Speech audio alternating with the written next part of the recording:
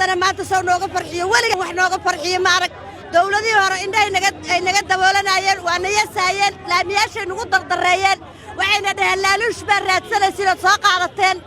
lacag baa layni soo siiyo mucaarada aynu soo rimiyeyna dhaheen maxamuud haa dhahdeen cadowgiisa ha jabo madaxweyne yaa cadowgiisa madaxweynaha waxaan leenahay aad iyo aad baan ugu ducaynay ducadeennana insha allah ilaahay waa u aqbalayaa sida nooga farxiyana ilaahay uga farxiyo wax walba oo qabtana allah la qabto cadowga ku soo foolle iyo midka ka dambeeya midka hareerahana allah ka qabto ubadkeennina ilaahay caafimaad ha noo siiyo iyagoo nabad qabana indhahana noo saaro waxaan leenahay waa faraxsannahay hooyooyin soomaaliyeed baan nahay beerku madow yahay ilmaheenni 3 sano ka maqan yihiin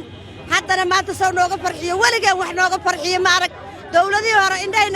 naga daboolanayeen waana yasaayeen laamiyaashay nagu dardareeyeen waxayna dhaheen laaluush baa raadsanaysiin soo qaadateen lacag baa layni soo siiyo mucaarada aynu soo rimiyeyna dhaheen waxaa nala dhihin lama arko qorrax baana dishay oon baana dilay rafaad baana dilay ilin baana dishay annagoo laamigaas ku ooyayna ciidan nala ku soo dalbaday maanta alxamdulilah xurnimaan haysanaa maantana waxaa noo iftiintay iftiin wanaagsan baa noo iftiimaya marka waxaad ku mahadsantiin idaacadaheenna annaga wixii aan dhihi lahayn waa dhahnay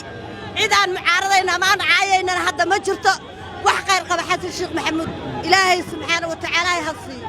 guul aan u rajaynaa guul